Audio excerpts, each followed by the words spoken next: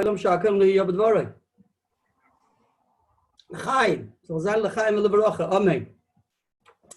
Okay, now this year, being that we're getting closer to Shabbos Mevorachim to Chodesh Sivan and coming close to Chodesh to Shavuos, the Chag Shavuos, Atzeres, so our shir will be geared to the inyonim of Shavuos. And before we go on with the shir, I would just like to mention what we always mention in the shir a couple of weeks before Shavuos, after we read the Parshas Bechukoisai. So we mention what the Gemara says in the Sichta Megillah, Daf Lamed Aleph Amud Bey, says the Gemara, Rab Shimon ben Elazar, Rab Shimon ben Elazar says, Rab ben Elazar, okay, Ezra Tikkun Lahem Yisrael Sheyakorin Klolish Abateres Koinim Kedem Atzeres. Ezra was misaken to read the klolis, the curses in Teres Koinim and Vayikra and Bechukoisai before Atzeres, before Shavuos, Shebe Mishnah Torah Kedem Rosh Hashanah, and the klolis of Parshas Kisavai before Rosh Hashanah. Says the Gemara, what's the reason? Says the Gemara, Kadesha Tichla Hashana Okloliseha, in order that the year should end with, and its curses should end. So it should be all over with. Says the Gemara Bishlam, when it comes to Mishnah Torah, I understand. Why? Because it's Kisava is before Rosh Hashanah. Kadesha Tichla Shana Okloliseha, because Rosh Hashanah, that's the Shabbos before Rosh Hashanah, Parshas Kisavai.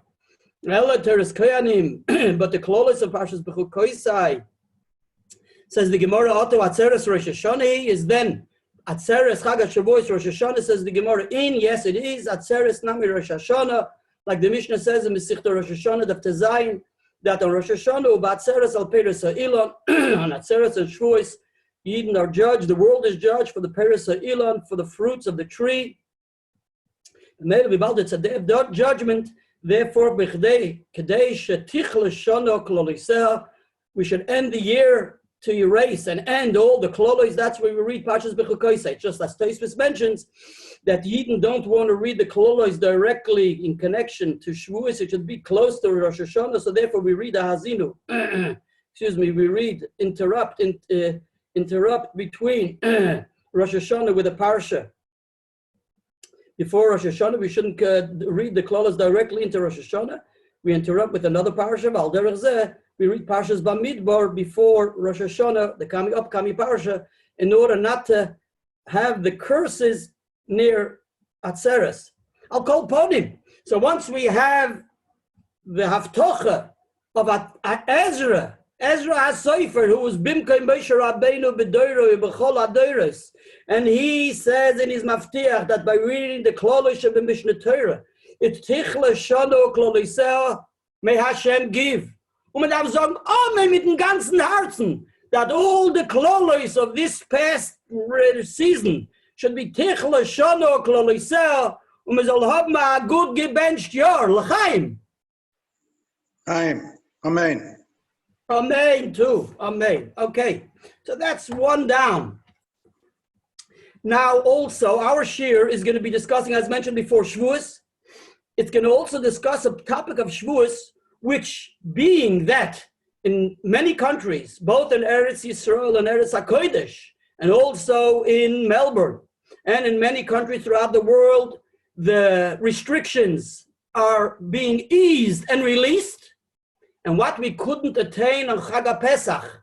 So even though we're meant to probably say there with everybody, etc., with guests, kol dichfim, kol disrich, nevertheless, we weren't able. We had to follow the laws, the rules, the laws of the land, whatever, bikoch nefashos, etc.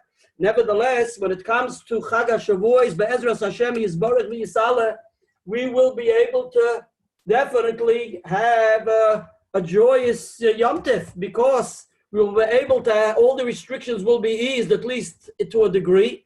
So we'll be able to fulfill what the Rambam paskins. And this is part of our discussion tonight. The Rambam says in Hilchas Yom Tov, in Hilchas Shvisas Yom Tov, Perik Vav Alocha Yitzayin, he tells us the importance of Simcha.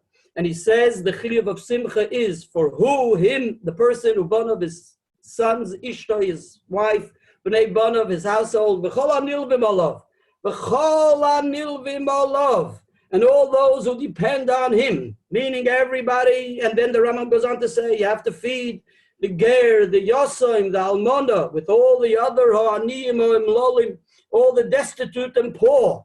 And that can only be, as the Rambam says, misha noel dalsas chatzero. If you lock your doors, it doesn't work. You have to feed to them all, invite them all in, and open your doors and open your gates. That's only possible if the government allows us to ease the restrictions. So Baruch Hashem, the way it sounds like Shavuos comes around, it'll be, at least to some degree, a fulfillment of this Psak Halacha of the Rambam. That's another point I wanted to mention. Was weiter. Also, this week is, before you turn around, it's Yom Yerushalayim. Nachon? Da Yidden, was hören sich zu, was sind von Yerushalayim, Rakodesh. Und who doesn't remember, wenn man hat gesungen, Harabai is biyodenu. Halavai soll sein, Harabai is biyodenu, bebies Mashiach Tzidkenu. Und wir sollen nicht vergessen, that in Yerushalayim, Rakodesh, we also say, Mipnei Chatainu, Golinu, Me'artzeinu. Was soll man tun? Harabai is biyodenu? All right, I don't want to say anything, I said enough. I'll call upon him, Halavai soll sein azoi. But I'll call upon him, we definitely prava Yom Yerushalayim. It's a gewaltige day. And Yidden can be in Yerushalayim. You can daven in Mekomis HaKadoshim, near the Kodesh HaKadoshim, not far from the Kodesh HaKadoshim. Don't go on the Harabais, you're not allowed to. Yes, that's definite, certain. But I'll call upon him, you can be right, there's that underneath, whatever you call those things over there, you can be right across it. And you daven by the Koisel, Me'olam Lazoz Shechina. The Koisel HaMa'aravi is Yidden can sich alt gut ausbetten in the Holy Land. Befrat Yerushalayim HaKadosh. And let's not fool ourselves. It's time to celebrate because finally there's a new government. If you like it or not, you get it? There's finally a new government. I think they're sworn in, right? So I know there's a lot of different sorim. And I was thinking when they're appointing all the different ministers, yeah? I haven't heard yet that he should appoint a Sarah Tere. Binyamin, wie heißt der dorten? The guy, wie heißt der Binyamin Netanyahu? I haven't heard about a lot of every so he made a Sarah Oifim and he made a Sarah Mashkim. Yeah, there's a guy a Shoyevim Mayim. I thought about the posuk Atem Nitzav Mayim Kulchem. Bechoyte Veitzech Shoyev Ben Mecher. There's a new minister. There's a minister for Yerushalayim and there's a minister for the Shoyevim Mayim. Yeah, if you pay attention, yes, he has a new minister there. Anyway, so it's like the Sarah Mashkim and the Sarah Oifim. I'm still waiting to see who he's crowning as the Sarah Hateh. I'll call upon him. Okay, enough. All aside, we have to start learning. Is B'meila, we're going to discuss a topic. Please take out your Chumoshim. And we will zero in to a parsha. And that is the parsha of Simchas Yom Tov. In Chumash Dvorim. Please take out your Chumash Dvorim. For those who don't know what Dvorim is, it's the book called Deuteronomy. Why is it called Deuteronomy? So I think you're right. It's a Greek word. It means the review. The repeat, as the Ramban tells us in the Hagdama to Parsh, the Chumash Dvorim, it's recording. There are also some new mitzvahs, but I'll go upon him b'derech klal. So what Moshe Rabbeinu is recording all what is found in the first Chumashim. Okay, Deuteronomy is also Deuteronomy, if you like that word. Okay, let's move. Go upon him, take out a Chumash Dvorim, please. And at the end of Parshas Re'eh. By the way, Menshi, could you tell me, do I have to touch up every English word? Every word? I can go on without touching every word? Okay. For that I say l'chaim. Even though you're going to say as we go that I prepared in such a way that I have to touch up every single word. It mishuga werden, but I want mishuga, so I'll share it with you because sharing is caring. So Nori, ich darf mishuga werden. Let me share it. Okay, you'll soon hear. Okay, excuse me for that. We're moving. So in Sof Parshas Re'eh. Now, there are some who, Baruch Hashem, remember the different shiurim we've discussed through the years. And Baruch Hashem, we've discussed this through the years. And therefore, all those who do remember it, I'm sure the review will do you good, like it did for me. And we're going on. So at the end of Chumash, in Parshas Re'eh, there we have the mitzvah of Simcha. And we start reading. Those who have a stone edition, if you want to feel like you're in shul, you take out your stone edition, okay? I have a stone edition, I told you. So in the stone edition, it's page 86, if you have a stone edition. And if you don't, just take out a Parshas Re'eh, and there's a couple of psukim before Maftir. And that is in Kapitel Tes Zayin, Posuk Tes. So we start off, the Torah tells us about Shavuos, Shiva Shavuos, Tisparlach. Then it says, V'asisa chak Shavuos l'Hashem Elokecha. Then it says, in Pasuk Yudala, V'samachta l'fnei Hashem Elokecha, Ata uvincha uvitecha, V'avdecha v'amasecha, V'alevi Hashem b'sharecha, V'hager, V'hayosem, V'halman Hashem b'kirbecha, V'amakam Hashivcha Hashem Elokecha, L'shakar Shemay Shom. I'll translate it in the English. You shall rejoice before Hashem, your God, you, your son, your daughter, your slave, your maidservant, the Levite who is in your cities, the proselyte, the orphan, and the widower among you, in the place that Hashem, your God, will choose to rest his name. And then the Pasuk Yud Gimel goes on to say, Chagasukos, Tasalacha Shevesyamim Ba'asbacha, Migornecha, Miikvecha. And then it says, V'samachta b'chagecha, Ato, Vincha, V'techa, V'avdecha, V'amasecha, V'alevi, V'hager, V'hayosem, V'halmona, Asher b'shorecha. And so it says again, V'samachta, Shevesyamim Tachi, V'Hashem Elokecha, etc., etc. Okay, so we have the mitzvah of Simchas Yom Tov. By Shavuos, we have the mitzvah of Simchas Yom Tov. By Sukkos, here we'll find, if you'll pay attention, we're gonna focus on certain distinctions, differences between in the psukim found in Shavuos and found in Sukkos, which if you juxtapose, however you say it, you'll pay attention and you see the difference between those lashonos. So we'll need to analyze them, and as we'll go on with the Rogatchover's shir, with the Rogatchover's Torah. So it's quite obvious Pesach is not mentioned here, and basically all the Rishonim already deal with that issue, so we're not going to go there, but you'll take out your Meforshim. The Meforshei HaTorah, the Rishonim, what's it again? So get off. Why did I jump off? I'm back? I'm back. Yeah, so you'll take out the Rishonim, different Rishonim explain different reasons why Pesach is not mentioned here, and we're going to go on, and we're not going to go there, so go there yourself, please. We're not going to discuss it today. We'll just mention a word of the Vilna Gaon later on, as we'll discuss what the Adera says.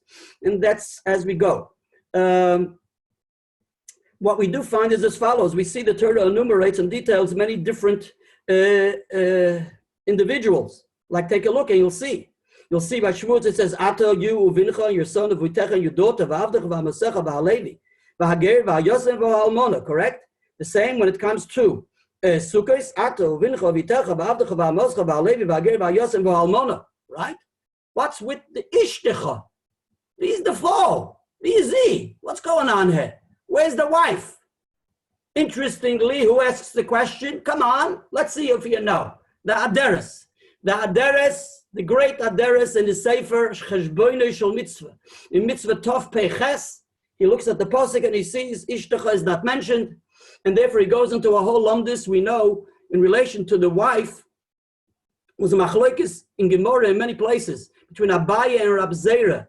Is there a chiyuv, an inherent chiyuv, in essence, for the woman, just like the man is mechuyev in Simcha? So the woman too is chayiv in Simcha?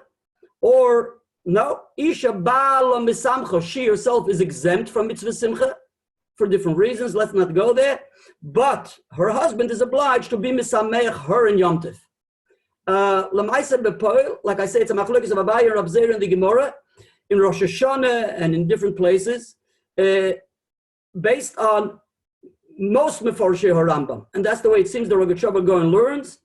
The Rambam paskins that the machlokes, there's a machlokes between the Rambam and the Ravid.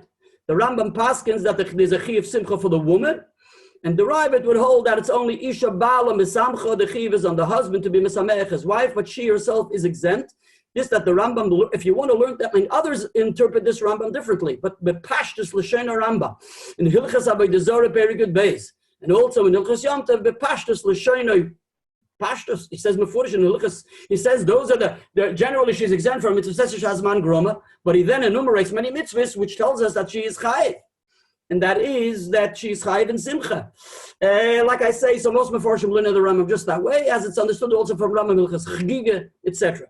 Okay, all good. The Iker. So based on these two interpretations, the Aderes goes into a whole Shakal V'Tari to explain why Ishtecha is not mentioned, and that is, if she is mitzuvah, so he claims that she should have been mentioned. If there's a chiyuv for her to actually be sameach, like there's a chiyuv on the husband for himself to be sameach, and like there's a chiyuv on the rest, etc. So she should be mentioned. If there's a chiyuv on her, like she's mechuyev and other, like kiddush on Shabbos, etc.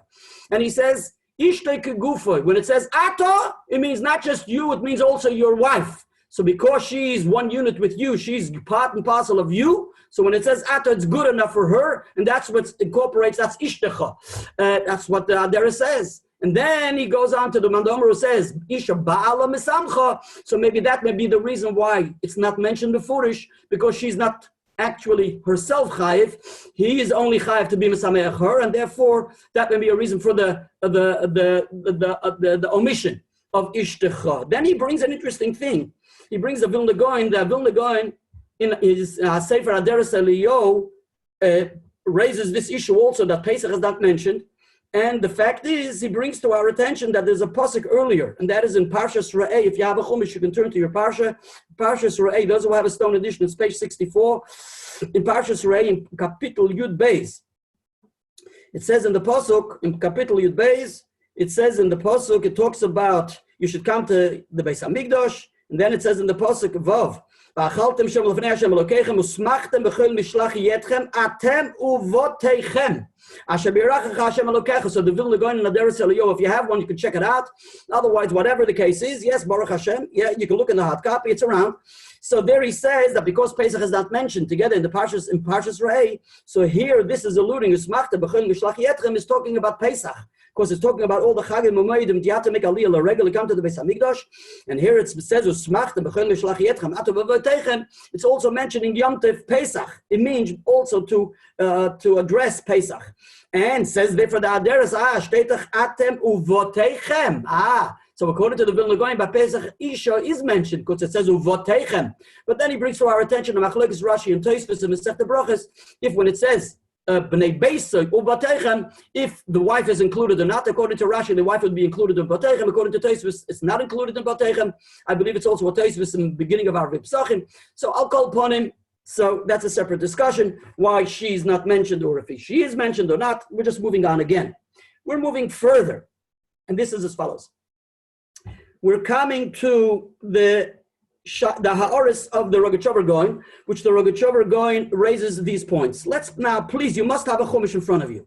The chumash says as follows: V'samachta lefnei Hashem Elokecha in Shavuos, ata uvincha uvitecha va'avdecha va'amascha va'alevi asher b'shorecha. Correct. So it says va'alevi. When it says ata uvincha uvitecha va'avdecha va'amasecha va'alevi asher b'shorecha. Correct. Then it says Va'ger va'yosim va'almana asher b'kirbecha asher b'shorecha. So it's written by this category. Then there's another category where it says asher b'kirbecha. Okay, that's number one. So the question arises: why by this category it says b'shorecha, and why by the second category it says b'kirbecha? Now let's take a look at Sukkos. By Sukkos it says by every one of them asher b'shorecha. Please look in your chumash.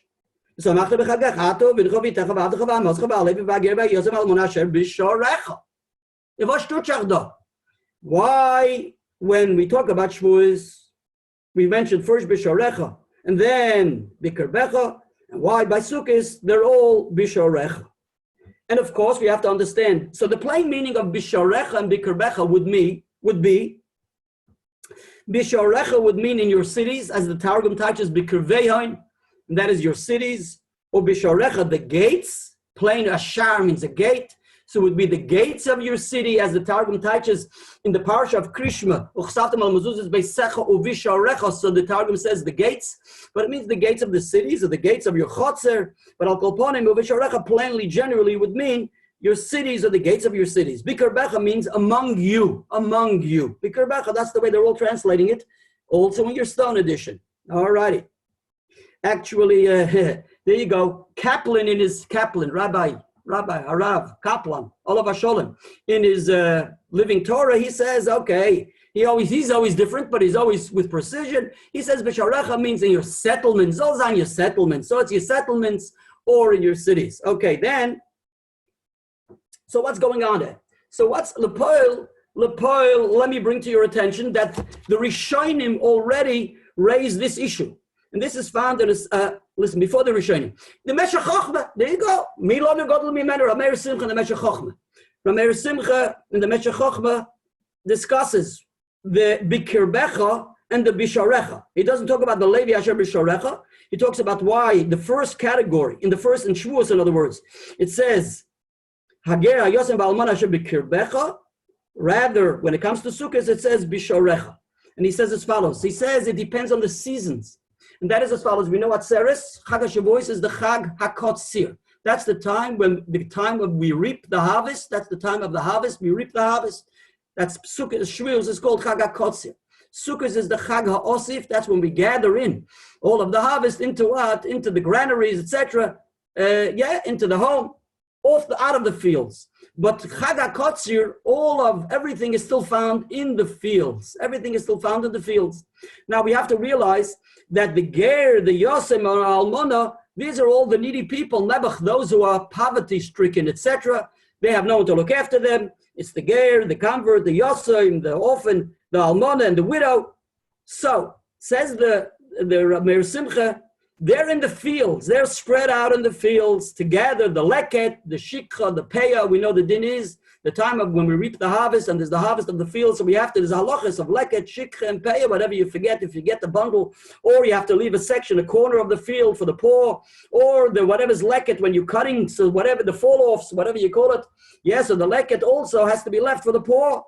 So like in the case of Rus, right? We read the Sefer Rus. So in Rus, we speak about the Zman of the Ktsir Chitim. So that's the season after Pesach, during Pesach and Shavuos, etc. The Ktsir, the Zman HaKotzir. I'll call upon him. He says, therefore, it says Bikir Becha, meaning they're spread all over the place, but they're among you. But they're lav dafka near you, because they're out there in the fields. That's why in Shavuos, it says Bikir Becha by the Ger and the Yosem and the Almona. Mashenka, when it comes to Sukkot, that's the Chag HaOsif. That's where they are in your cities. Pibald, all the food stuff is collected in the cities. It's the Chag HaOsif. Nothing is left in the fields. So then never those of the poverty-stricken, the needy, come and v'mizaktis, knock on your door. And they betten faranedova. The mele there, this bisharecha, then they're in your cities or the gates of the cities, etc. That's the difference between Kerbecha. And he concludes that it's pashut. That's, in other words, he accepts and he relates to, Rabbi Simcha says a lot of deep analysis and Rambams and Zoyars and Kol Mini and Yonim deep. In Yonim here, he just approaches it and he says it's pashut. That's the simple reason. Lamaisa B'Poel, what's interesting, in a sefer called Taime Meseres HaMikra, from related to Rabbi Yehuda HaChassid, published in Yerushalayim in Tov Shim Mem Aleph in 1981. So there, Dafke, it's one of the Rishonim, Rabbi Yehuda HaChassid. It's authentic. One should mix it up with a sefer called a Pirush of Rabbi Yehuda HaChassid. That I think is controversial. In Rav Moshe, in the Chuvas, etc., he says different things which are controversial there. But I'll call upon him. This is another sefer, Matami Meseres HaMikra, and there he raises this point and he says, "Mamish, this same word." What the Meshech Chochmah says, of course, the Meshech Chochmah didn't see it, but it makes no difference. Great minds are machaven to the same thing. So this is one of the Rishonim who already says what the Meshech Chochmah says. This is also treated. By the way, Al Derech is also found in the Sefer Tosefes Brocha, and that is the Torah Tamima, who everybody knows of the Chumash Torah Tamima. I don't know if you ever saw a photo of him. He has a nice bow tie. Okay, let's move on. The son of the Aruch HaShulchan. But whatever the case is, he also wrote a Sefer, Gvaldik, a Choshev, a Sefer called Baruch Shomer on Tefillah, Tyre Sefer, and a Tyre Sefer called Tosefes Brocha. So in the Tosefes Brocha and Parshas Re'eh, he more or less says the same thing in detail, and he explains it and elaborates with him. The Meshech Chochmah, it's just a couple of lines. I'll call upon him. So if you have a Tosefes Brocha, look there and you'll see the gist of the Pirush of the Meshech Chochmah there. The Amik Dover, and it's quite usual. It's self-understanding. Those who are acquainted with the Torah of the Nitziv and its Chumash, so he goes into these types of Ha'oris, and the Amik Dover raises the Nitziv Mevaloshin and the Spirit Amik Dover raises also this point. And he brings to our attention, he says, my son, Rab Chaim Berlin, told you, don't mix it up with the Chaim Berlin. It could be the Chaim Berlin, the Koil Chaim Berlin, or the Yeshivas Chaim Berlin, which Rav Yitzchak Kutner headed. It could be it's after Rab Chaim Berlin. Mistame it is, Yeshivas Rab Chaim Berlin. I'll call upon him. So the son of the Nitziv, he says that the name of Reb Chaim Berlin as follows. Why does it say here Bikirbecha and why does it say over here Bishorecha? So he says an interesting halachic definition. It doesn't depend on the seasons. He says an interesting thing. He says as follows. He says Bikirbecha would mean in your midst, right, close to you, right, among you. He Dafka says it means among you, nearby, near you, right? Where in the cities it means like broader, it's like spread out.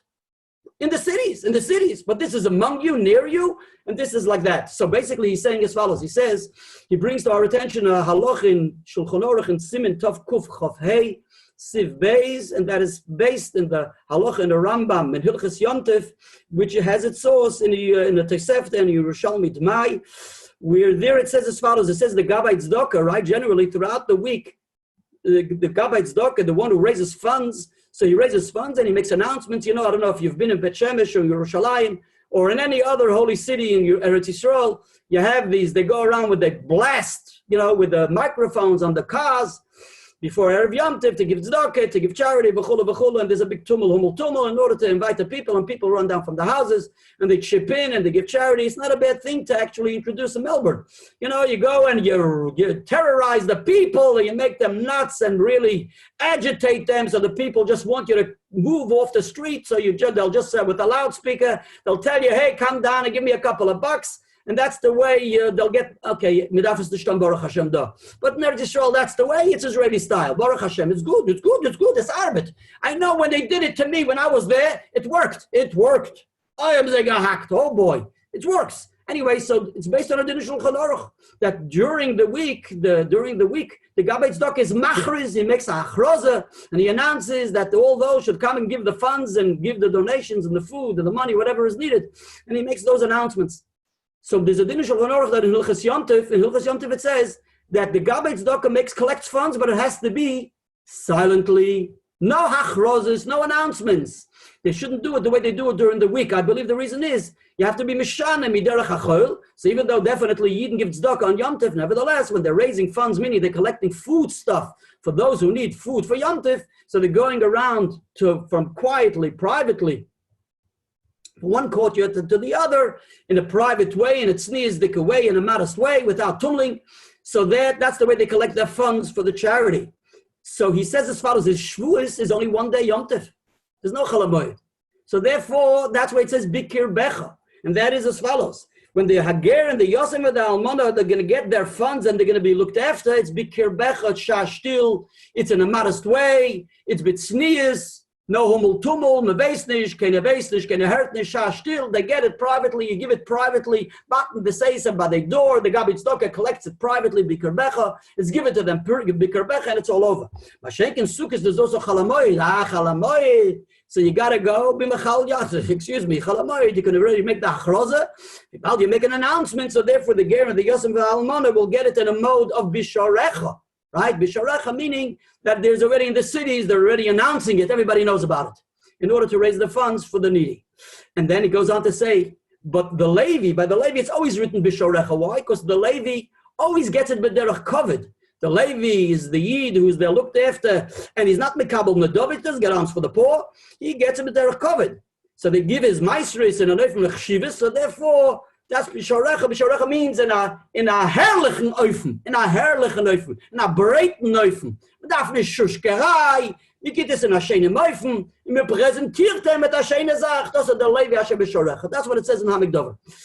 I just want to also like to share with now, there are other biurim found in a Rogatchover sefer called Torah Zov, who was from the Talmidim of the Mezritcher Magid, who also says Al Derech HaHalacha. He explains it in a Rogatchover sefer called Torah Zov.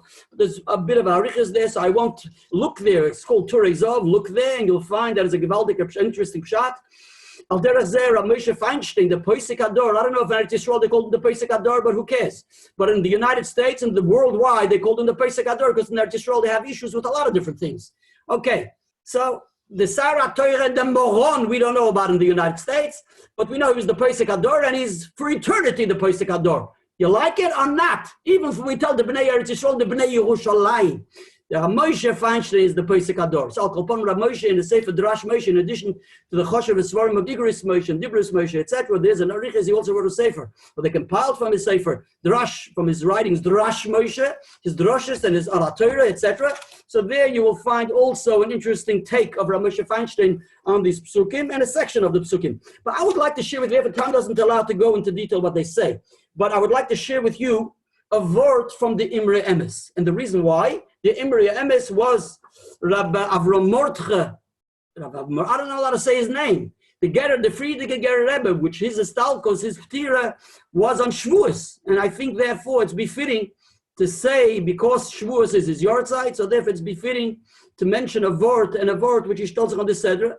And in addition, also because as Man Zaide is a Rebbe. You got it? Man Zaide.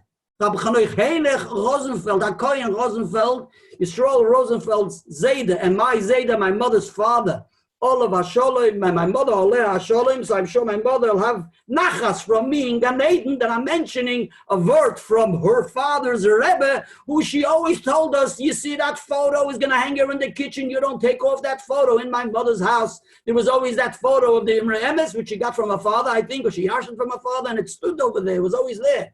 Okay, so it's still there, I don't know if it's still there, but I don't know, someone took it. Okay, we're moving on. Is a word in Imre Emes and Parsh and Shavuos.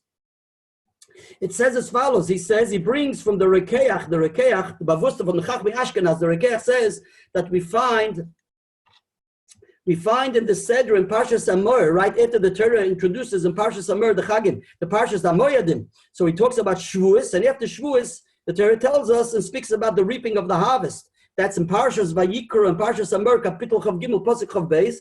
Umekutzrachem is Ktsir Artzachem. So it tells us the din of Peah and Leket Ktsircha, the din of Leket, etc. That's at the end of Shavuos. And he says the reason, says the Rekeach, and the Sefer Rekeach, that we find that at the end of Parshas Shavuos and Parshas Amor, it says the Pasuk of the Kutzrachem, and it says there, the Lashon of the Pasuk is La'oni v'lager ta'azoi voisom, right? And what is that referring to? The kavana is to rus. That is alluding to rus. That's la'oni v'lager. That's the rus, the ger, and that's what's alluded in the Chumash and sequenced to the parsha of Shavuos. So the Gerer Rebbe added and said as follows. He said in Parshas Re'eh, that's our parsha. It says by Shavuos, and we're going back to our Chumash. It says in our Chumash, it says v'halevi v'hager. Correct?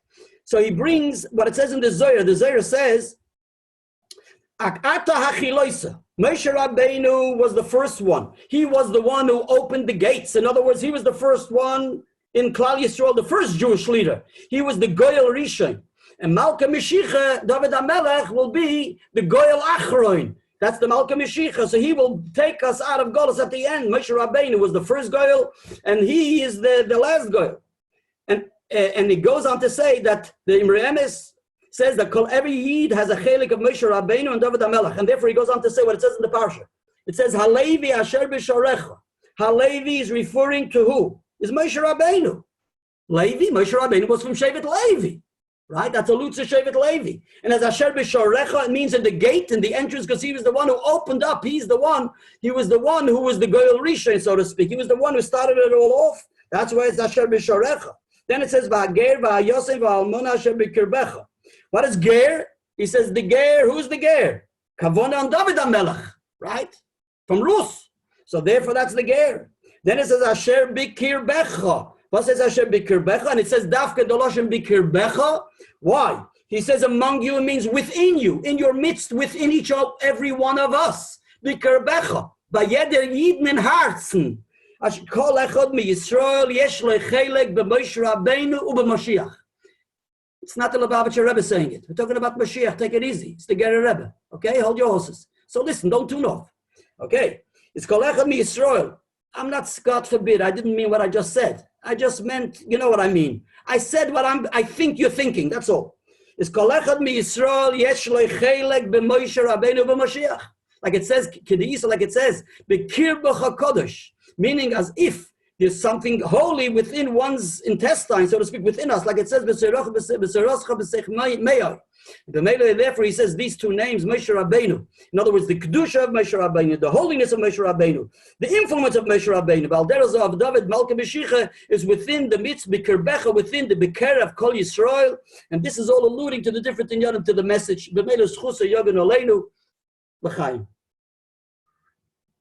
it's very late, and we're going to the Rogatchover Gaon, and this is as far as the Rogatchover Gaon has something pashut fascinating. Unbelievable. And you would think that the Rogatchover Gaon will tell us a pilpul like we know very often, frequently. He generally tells us pilpulim, Rambam, etc., v'chulu, Toseftis, Yerushalmis, v'chulu. Well, Vibaldi knows Kol HaTorah Kula, and we've seen Baruch Hashem. We've experienced and we've learned, and Baruch Hashem, we were zoicha for the last many years to see that the Rogatchover Gaon says Dvorim Nifloim, Mamish Dvorim Nifloim, fascinating in Yonim. In Yonim and Chumash also in details in the fine print of the Chumash and the fine wording of the Chumash, which there he shows how every lashon of the Torah is reflecting Dvorim Yesodiyim from Kol HaTorah Kula, Torah Shebal Peh, etc., etc. So he goes and he says and he discusses as follows, and he highlights these points. He says, going back to the main points which we have to focus on. And he says, by Chag HaShavuos we find, it says in the first category by the Levi, it says Asher B'Shorecha. The second category by Shavuos, it says Asher B'Kirbecha. By Sukkos, by all the categories, it says B'Shorecha. And the question is as follows: why, as mentioned, why Dafke does it say B'Chag HaShavuos by B'Kirbecha? Why does it say B'Chag HaSukkos B'Shorecha? Now, I want you to realize that when you look in your pasuk, you will see that the B'Kirbecha, it says V'Hager V'Hayosem V'Alman Asher B'Kirbecha. So even though from Ram Moshe it would seem that he learns that B'Kirbecha only refers to the last one mentioned, but the fact is, and that's quite pashut, that Asher B'Kirbecha is referring to all, to V'Hager, to the Hayosem, and the Alman Asher B'Kirbecha, right? Masha'inkin in the last parsha, in the by Sukkos, the B'Shorecha is not just referring to the Almana, it's referring to all. V'Hager V'Hayosem V'Almana Asher B'Shorecha. And that's the shaila of the Rogatchover Gaon. Why here does it refer that this is relating to the B'Kirbecha and this group is related to the B'Shorecha? And here comes the Rogatchover with something fascinating. The Rogatchover Gaon teaches what's the Pshat B'Shorecha and what's the Pshat B'Kirbecha. We just finished saying the plain meaning is, as we mentioned, we don't have to repeat ourselves. Says the Rogatchover Gaon. Here he says V'Hager Asher B'Kirbecha, and he's focusing on the Ger. On the Ger, V'Hager, correct? He's focusing on the Ger. And that's what the whole discussion is going to be discussing, the Ger. This is the V'Hager Asher B'Kirbecha, says the Rogatchover, and this is the V'Hager Asher B'Shorecha. Vosidos, Erstens, V'Hager. You know the story with the Ger. V'Haftem es Hager. So ducht sich mir die Imre Chaim von Visionitz hat gesucht. Auf dem Beis Yisrael, I think so, something like that. He said, V'Haftem es Hager, weil der Ger Rebbe doch ist gewesen, V'Haftem es Hager. He said, V'Haftem es Hager. Und was hat der Beis Yisrael gesagt? Auf dem Rechaim, auf dem Visionitze, V'Haftem es Hager. Heißt doch Hager. Der Visionitze, der Mischpuch heißt Hager. So he said, V'Haftem es Hager, der Ger Rebbe. And the Ger Rebbe said, V'Haftem es Hager. The Visionitze heißt Hager. Okay, so we're going to talk about two Gerim now. And that is, the Ger Asher B'Kirbecha and the Ger Asher B'Shorecha. The Rogatchover Gaon brings to our attention as follows. Let me just give you a short introduction. We know there's a Ger Tzedek. The Ger Tzedek is the righteous Ger, the righteous convert, which is a Ger Tzedek, and is definitely Gir Kahalocha, right? No question about it. Me, Yehudi, right? Gir Kahalocha. Gir Kahalocha. Ger Tzedek. We don't have to go into the details. Okay.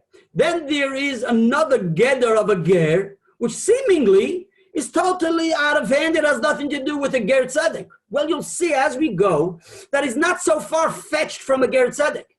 But Al Kol Panim, he has a name, he has a halachic description. In other words, the description is found in the Chumash, and then thereafter found in the Shas, and then thereafter found in the Halachas, in the Rambams, in many different Rambams. And it's called a Ger Toshav. A Ger Toshav. Now, I must share this with you. Because, why is he called a Ger? Why is it called a Ger? Listen to the way they translate Ger Toshav. It's not to be believed. So the Art Scroll Shas, and the Talmud Rambam translates a Ger Toshav, a resident alien. Okay? The Art Scroll Rashi translates it a resident stranger.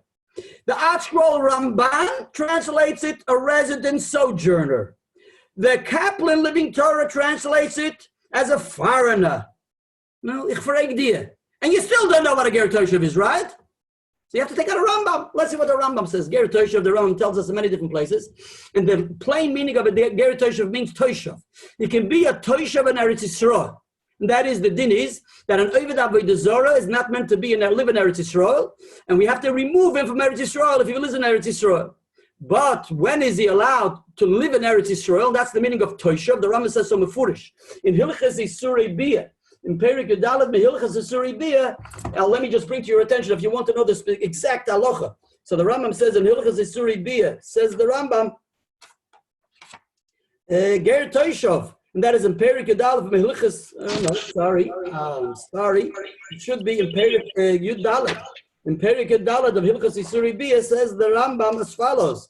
Ezeu Ger Toshav. He says, V'loma nikra shemai Toshav. Why is it called Toshav? Because he's allowed to live amongst us in Eretz Yisrael. Like we explained in Hilchas Avodas Kachavim Mazolis, like the Rambam explains and elaborates in Hilchas Avodah Zarah and Sefer Hamada, where there he speaks Ba'aruch and Perik Yud, if I recall correctly, that there, Perik Yud and Perik Ches, he speaks, if I think I recall correctly, I can look it up and tell you right away. So in Sefer Hamada, if you want to know exactly where it is in Sefer Hamada, so I'll tell you in a minute. And that is in Sefer Hamada in Perik Yud, yes. So there it is, and also, and it is also, I'll call upon him, it's in Perik Yud. So there, we know, so they, even Avodah Zarah can't live there. A Ger Toshav may. And what is a Ger Toshav? Says the Rambam, why may you live in Eretz Yisrael? And that's why it's called Toshav. It can be a Toshav Eretz Yisrael. Ata Toshav Ba'aretz, Ken? Is that Toshav? Yeah. Exactly why? Because the Rambam, what is a Ger Toshav? So the Ma'is is a machlokes in Besichte Avodah Zarah Dav Samardala Dav Beis 64b. The machlokes in Gemara, what is a Ger Toshav? What makes one a Ger Toshav? It gives him a criteria and a definition of a Ger Toshav. Rabbi Meir holds a Ger Toshav is one who accepts upon himself not to serve idols, not to be an Oved Avodah Zarah, and he has to accept this in front of a Bezdin of Yisrael, 3 Chaverim. But a Bezdin, three is enough. You don't need a Sanhedrin Gdela Supreme Court. 3 Chaverim is sufficient, says the Gemara in Masechet Avodah Zarah. Then the Chachamim argue, they say, no, it's not good enough, that he shouldn't be Mekabel. No, what? That he takes upon himself not to do all the Sheva Mitzvahs B'nei Noach. He's Mekabel upon himself not to do the Sheva Mitzvahs B'nei Noach.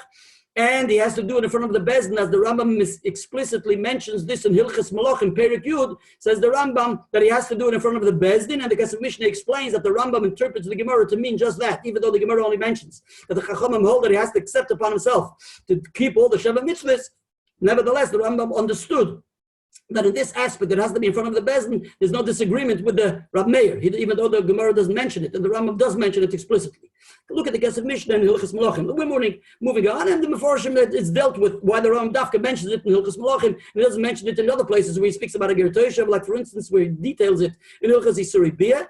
And if you'll take out a Lukutas Sichas from the Lubavitcher Rebbe's Chusay Yogan Aleinu in volume 26, Parshas Yisroi, you'll see in the notes he deals with a lot of details of the different Rambams where the Rambam addresses the halachas of Ger Toshav and why Dafka certain points are mentioned Dafka in Hilchas Malachim, certain points are Dafka mentioned in Hilchas Isurei Bia, and it's relevant to the topics the Rambam is addressing in Hilchas Avodah Zarah. It's relevant to the topics what the Rambam is addressing in Hilchas Isurei Bia, and it's relevant to the topics. All these details are relevant to the topics he's addressing in Hilchas Malachim. So look there, and if you don't have Lekutei Sichos, go look what's doing under your desk, or go look what's doing in the secret locker of your Rosh Hashiva, and you'll find a set of Lekutei Sichos, as we always discuss. Okay, moving on. I don't know why, but my L'chaim keeps on pouring out. I hope it's a Simma Bracha because it's a Gonish Geblieben, so I'll have to drink plain water. Okay. Yes. Then there's a third man, the Amar Acherim, says the Gemara in Masechet Avodah Zarah, that it's even if he has to be Mekabel upon himself all the mitzvahs of the Torah, that makes one a Ger Toshav, except for Achilas Nevelis, except for an unslaughtered carcass. And because the Torah explicitly says, when it addresses a Ger Toshav, that Lager Hashem B'Sharecha, you can give him a Machal Anacher, you give him the Nevela. You can give him a Nevela, like it says Mefurish in the Parsha, that you can give him the Nevela, the carcass, the unslaughtered carcass, you can give to the Ger Toshav, as found in Parshas, as found in Parshas, where is it? No, who can help me? Whatever, it's there. It's definitely there. I'll call upon him. So, it's right here. It's in Parshas Dvarim, in Parshas Re'eh, in Kapitel Yudalet. There the Torah says, Lo yisech l'kol nevela la'geresh ha'b'shorecha tetnena v'acholo ha'mochel l'nochri. So there's a Gemara in Pesachim, where the Gemara tells us in Pesachim, Daf Chafalef Amud Beis, Rogatchover brings this, that we're talking about that the Torah allows you, if you have a choice, to sell it to a non-Jew for full price. So you have a choice to give it to a ger toshav, even though you're not going to make any money. The Torah obliges us to be mechaya and sustain and support the ger toshav, being that the ger toshav is such an individual. And the halacha, by the way, excuse me, let me just conclude before anything. The Rambam paskes la halacha in Hilchas, many different places, in Hilchas Avodah Zarah, in Hilchas Yisuribi, in Hilchas Malachim, and wherever he mentions what a ger toshav is, and also, like I said, with different lashonos, he tells us very clear that ger toshav is like the Chachamim he paskes, that he has to accept upon himself not to serve idols, and also not to transgress the Zayin mitzvahs b'nei Noach. And he has to do it in front of a bezdin, in front of the bezdin. He takes it upon himself. So the Rama Pasuk is like the Chachamim. Rashi, even though in Rashi, throughout the Shas, seems to mention, and also in the Chumash, seems to mention the Shita of Rab Meir. And the question arises, why does he mention the Shita of Rab Meir? Could it be that Rashi follows with the Shita of Rab Meir? And there are many Rashis where, if you want to see exactly how many Rashis and where the Rashis are found, in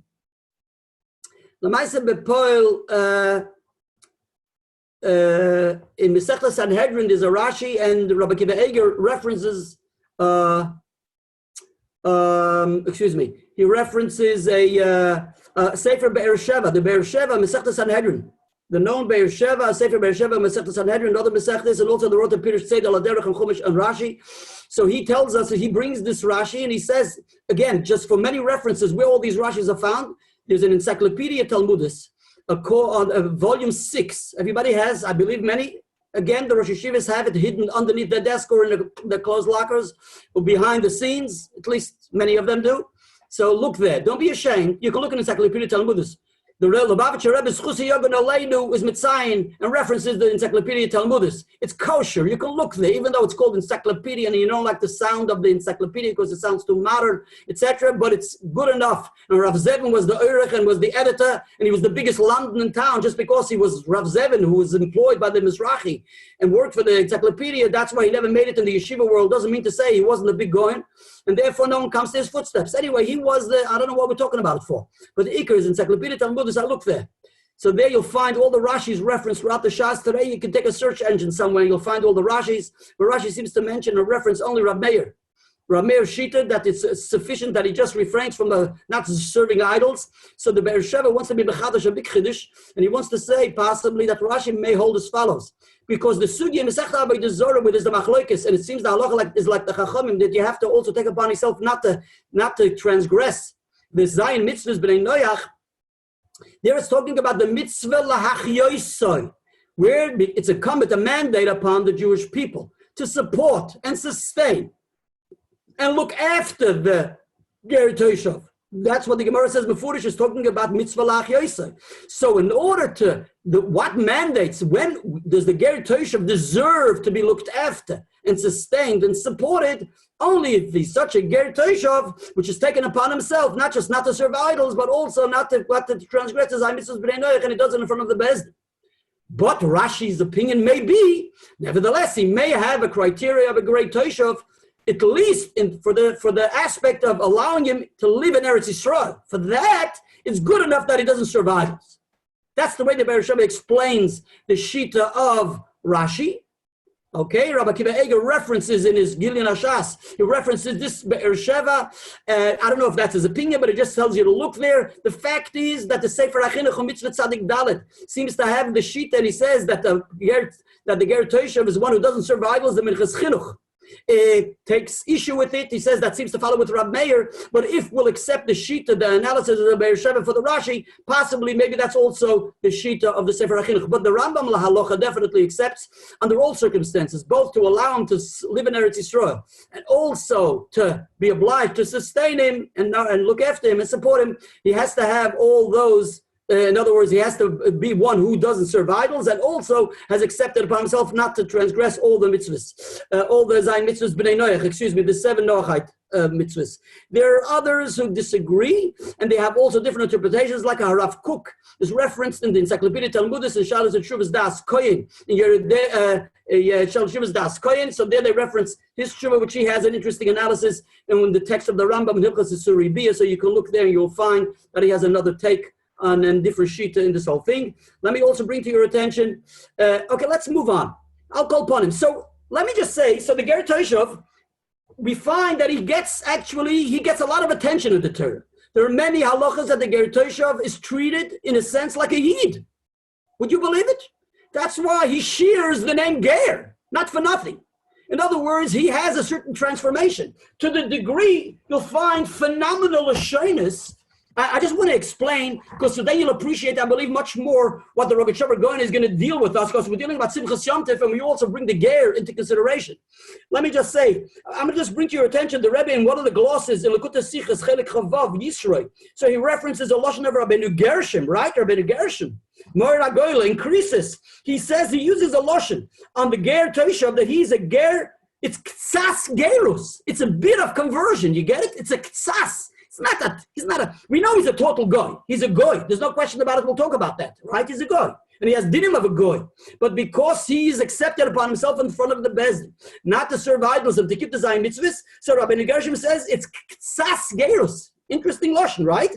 And the lashon of the Meiri and Yevamis, the Rebbe references, he's a ger lechatzoin. You get it? It's a halber ger.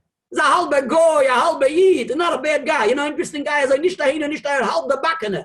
Right? Is halfway. Halfway. Okay, however you want to call him. Yeah, he's a ger lechatzoin. And al derech zeh, the Rebbe brings a Torah Sabayis La'arash, but look there. And then he brings an interesting lashon of a Taz. The Taz says, Yotza miklal ha'amim. Unbelievable. Yotza miklal ha'amim. He's taken out of the, so to speak, of the group of nations. He's like a different breed. And the Rabbi Yosef Engel, the Rebbe references, he says the gerus of a ger Toshov, right, is like a gather of a Torah's gerus of a Yid. Except he's fourth, not a Yid, he's a Goy. Etc. So look there. Okay, look there. But he's a Goy. There's no two ways about it. He's a Goy, but he gets special attention, and therefore, once he's allowed to live in Eretz Yisrael, he is obliged. The lashon of the Torah is legabe, that it's a mitzvah to support him. The lashon, listen what the Torah says. The lashon is, the pasuk is derived from the pasuk.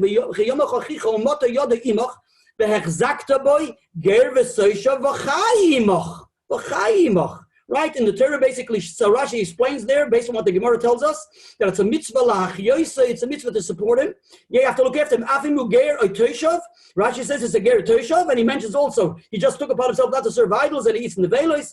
Al kol ponim, Torah says and puts him in the same bracket, in some criteria, looking after a Yid who is nebuch needy. You have to look after the Yid who's needy. You have to also look after the ger toishav if he's needy. And the same lashon is found later on by the Yid, where it says v'chiyamoch achicha imach. And the Torah says also v'chai imach, etc., etc. You have to look after him. V'chai achicha imach. The same lashon. You take out a Ramban ala Torah on those psukim, you'll see how he equates to a degree the ger toishav with.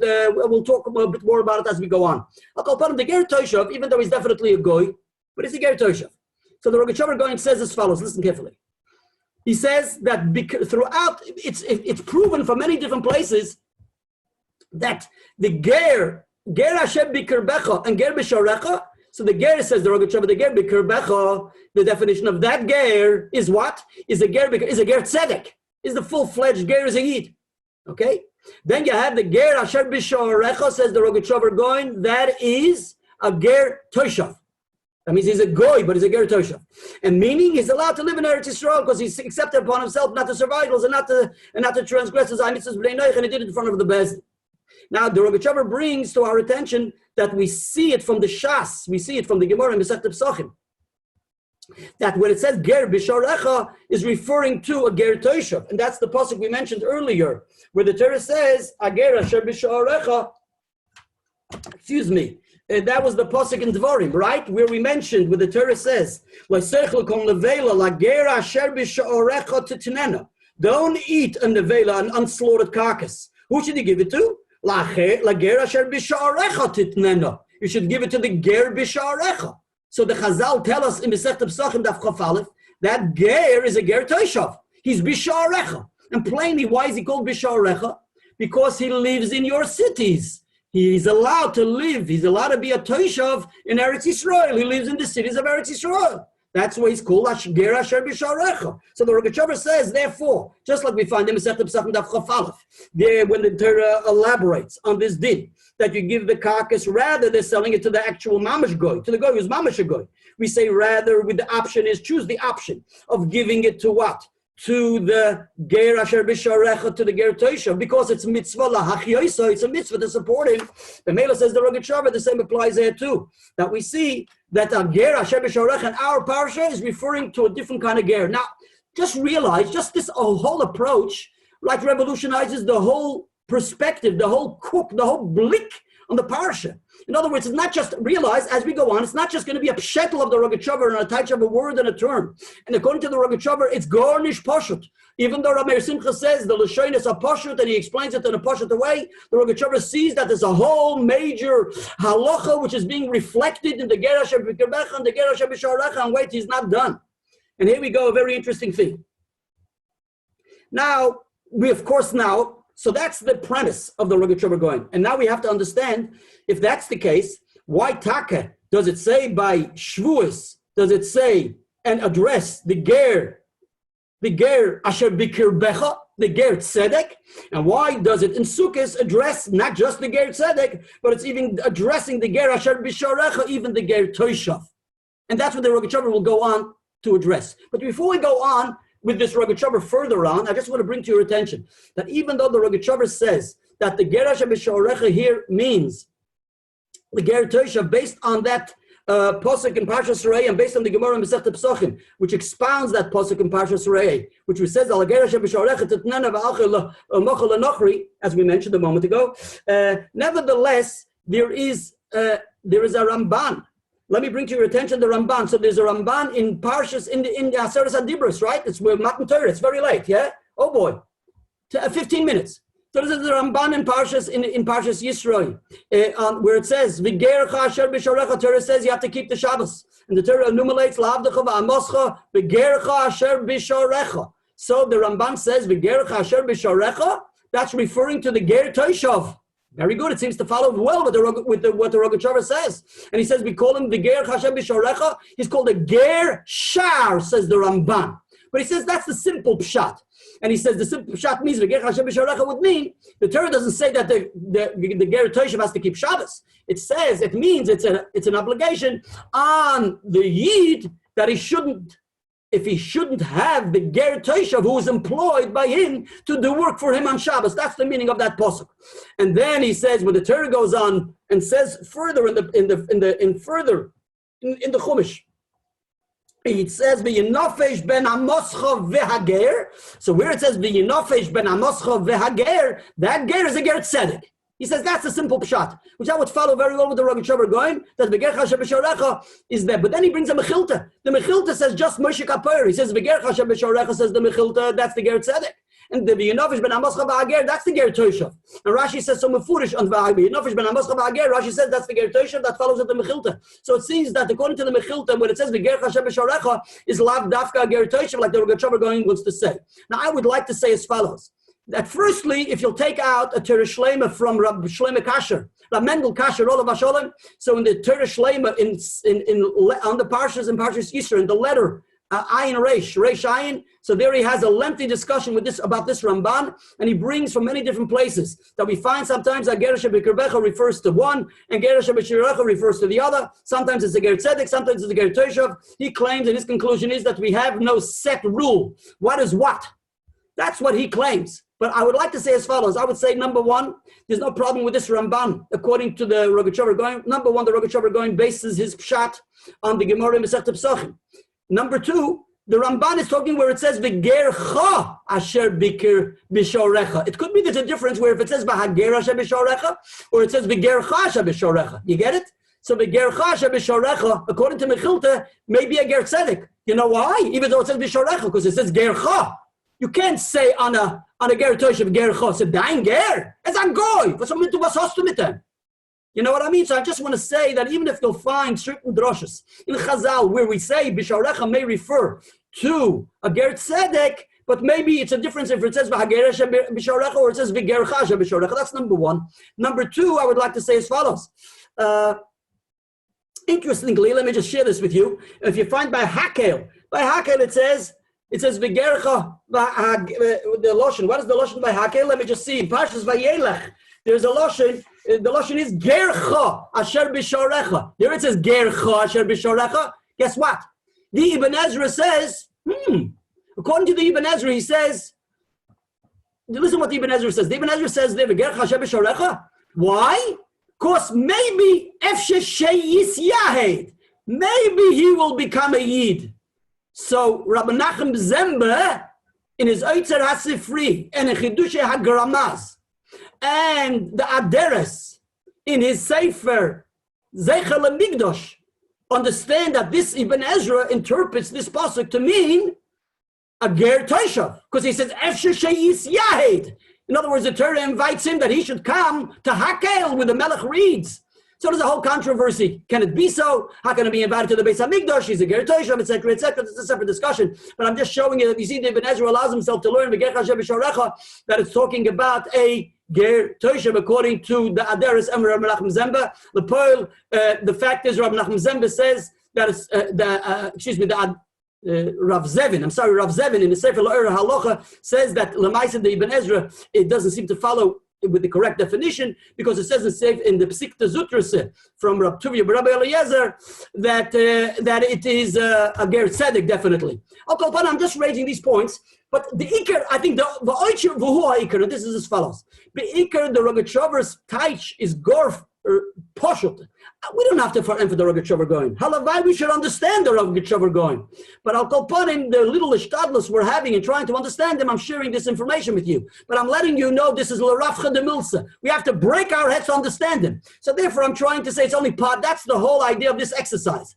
So we're trying to understand them, and I'm saying possibly the Rogatchover be'ikar touches the bisharecha for the ger tosha, the bikarbecha for the ger tzedek. Mainly, you understand, so even if you'll find other where in Chazal that the Bisharecha will mean a Ger Tzedek, but where we juxtapose Sukkos to Shavuos. One it says Ger Bisharecha, and one says Bisharecha, dorten can sein L'chol Adeis, und Kula Alma, right? The Rogatchover is sicher gerecht. But everybody would agree that where there's a bikurbecha, where there's a bisharecha, there we would follow with what the Rogatchover says. And let's go on, because it's irrelevant. However, it is, we're following with what the Rogatchover going says. The Iker. The Rogatchover going goes on to say as follows. And he says, listen to this, a very interesting thing. Plainly, we explained why is it called a Ger Bisharecha, and this is based also on the Sifri in Parshas Teitzei, that it would seem we call him Bisharecha because he's allowed to be only in the cities, right? Which cities? Guess what? There's an interesting halacha. The din is as follows: the Rama Paskins in Hilchas Beis Abchira Perik Zayin. I think it's halacha Yudalet, and halacha Yudalet the Rama Paskins many different, special, unique things and novel things in relation to Yerushalayim. And there's Esek Kedoshos. If you take out the Masech Kelim in the beginning, there's Esek Kedoshos in relation to Yerushalayim. Then there are other different additional inyanim which are found in the Tosefta and Seif Masechta the Gaon. The Rogatchover brings in Perik Vav and Seif Masechta the Gaon with Tosefta, and also found in others the Rav Nosson the Perik on Hey. So we find additional inyanim which are not mentioned in the Mishnah. And there's an interesting article for those who have the Sefer Ira Kodesh V'Hamikdash from Harav Tukachinsky. So in Chelik Gimel he has a discussion why there are certain unique novel things about Yerushalayim, distinct things which are found in Yerushalayim are found only in the Mishnah, and certain things were only added in the Tosefta and added in the Mavis the Rav Nosson and other Midrashim. And he has a whole analysis which there are different categories, and he has something to say about the next thing we're going to talk, but we're not going to go there. So if you want, you can go yourself and look there. And we're moving. The Iker, the Rambam brings to our attention that Yerushalayim, because it's Kodesh more than all the other walled cities, the Rambam says that Ein Neisnim B'Toichem Mokim L'Ger Toshav. You don't, in other words, even though there's an allowance of the Ger Toshav to live in any of the lands, any of the cities of Eretz Yisrael, correct? If he fits the criteria of a Ger Toshav, nevertheless, he's not allowed he doesn't come to Yerushalayim. He's out of Yerushalayim, nothing doing, not in Yerushalayim. It's near Barkat. Wie heißt dort? He used to be the mayor. He didn't become a minister, right? He didn't become a minister, Nebuch. So they say there's a lot of political, I feel bad for him. I think he's not a bad guy. He's not a bad guy, I think. I don't know. Is he another? I find a Yid. Ich weiß nicht. A Yid is a Yid. Anyway, he didn't make it. Anyway, that guy from Yerushalayim. Anyway, It has nothing to do with the mayor now. The Iker is in Yerushalayim. There's no place for a Ger Toshim in Yerushalayim. He can live throughout Eretz Yisrael. He can't come into Yerushalayim. Nothing doing. Under all circumstances, even before the restrictions, he can't come to Yerushalayim. Right? He's locked down. He's locked into Eretz Yisrael, but not in Yerushalayim. And the Kesef Mishnah and the Beis Abchira references the Seft in the Gaon. The Rogatchover also adds obviously the Rab Nosson. Says the Rogatchover a gewaltige thing. You know what the Rogatchover says? He's going to explain for us that when we say Ger Toshov, right, and it's based on, the Ger Toshov is called, he's a Ger Asher Bisha'orecha, okay? That's telling us a twofold message. Number one, he's Bisha'orecha. He's in all the other cities, right? But he's not in the city of Jerusalem. But Bisha'orecha has another connotation, another message. Guess what? Here you go. So the Rogatchover has a gewaltige take and a bavusta analysis on Bas Paroi. And this we discussed many times, and many of you who learned the Rogatchovers through the years possibly remember. The Rogatchover Gaon brings to our attention as follows. The Gemara tells us, we know, by the way, the Gemara says in Masechta Yevamos in Daf Ayin Vav, there's a whole major controversy about Shlomo HaMelech. We can't go into the details, but take out a Gemara in Masechta Yevamos Daf Ayin Vav. And it's also found in Yerushalmi in Masechta Sanhedrin, Perik Beis, if I recall correctly. Okay? And that is, Shlomo HaMelech, take out a Sefer Malachim, it says that the Gemara quotes it in Sanhedrin, in Yerushalmi Sanhedrin, that he loved the strange women from the other nations. He loved them, etzich balit, falit in zeh. Right? Others say, the Mefarshim explained that he had this notion, he had this idea that if he'll befriend all the different nations which surround Eretz Yisrael, with that he'll protect Eretz Yisrael. The Malbim, I believe, explains it that way. Okay? So therefore, he engaged all the women from all the different nations surrounding him, etc., etc. It says, "Oh, Noshim Nochrius." That's the Lashon Sefer Malachim, quoted in Yerushalmi Masechta Sanhedrin Perik Beis Halacha Vav. Now, in Talmud Bavli, in Masechta Yevamos, we address Bas Paroi, because it says Mefurish also in Sefer Malachim that it says Mefurish the Lashon HaPosuk, the Lashon HaGemara, the Lashon HaPosuk in Malachim is that he's vayischatein bebas paroi, that he seems to he engages, and he engages, in other words, he marries. There's a marriage taking place between him and Bas Paroi. The Gemara discusses the Leisis Chatin Bam. How was he able to marry her? And the Gemara says he converted her, says the Gemara, Giyuri Gaira. He converted her, says the Gemara. What are you telling me he converted her? The fact is that in the days of David and the days of Shlomo, the Sanhedrin didn't accept any conversions. Why didn't they accept any conversions? Because it's the day of David HaMelech, and the time of David HaMelech, possibly certain people didn't convert sincerely, earnestly, with sincerity, because they were afraid of David HaMelech and the power of the Eden. That's why they were afraid. That's why they subjugated, therefore they wanted to convert. And why the days of Shlomo they weren't Megayer? Because the Sanhedrin weren't Megayer, because maybe people saw how prosperous Eden were at the time, because Shlomo HaMelech was wealthy, etc., etc. So therefore, maybe that's why he did this, and that's why Shlomo HaMelech didn't accept Gerim. So how can you say he was Megayer then? How can you say he was Megayer then? Anyway, the Gemara concludes after a whole lengthy discussion, says the Gemara, and also the Gemara says, how can he marry Bas Paroi? Because even if he was Megayer her, right, nevertheless she remains a Mitzri. And if she's the first generation from a Mitzri, the din is that he can't marry an Egyptian for the first generation. The Gemara concludes in Masechta Yevamos that actually, when it says Vayischatein, it doesn't mean to say he actually married her. The Gemara concludes that he loved her so and clung to her in love that therefore it uses the term that he married her. The Radak in Melachim learns that he actually married her. And if you take out a Masechta Yerushalmi, it also seems that he married her. Now, if you take out also a Rambam, the Rambam in Hilchos Yisur Rabbi Perik Gedalit has a lengthy, long Rambam, Babavusta Rambam, where he speaks about Shimshon. And he speaks about Shimshon, and he speaks about Shlomo HaMelech. Now the time doesn't allow us to go in detail. But he says one shouldn't be under the impression, the Rambam says, that Shlomo HaMelech married non-Jewish women and they weren't converted. He says, no, the fact is that they were converted. The problem is, why do we relate to these individual women as if they were non-Jewish? Was because their conversion were based on ulterior motives. And because at the time they were, etc., they said that takona not to accept Gerin.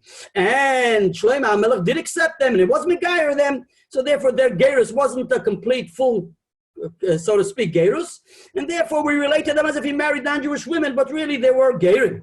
Because the fact is that the Sanhedrin, once after they were nisgayer, even b'mei David, b'mei Shlomo, the Sanhedrin, the Eden, we accepted them. But why? We accepted them, and we waited to see how they're going to turn out. If eventually they'll live like Yiddish women, so it's fine, and otherwise it's going to be gefarlich.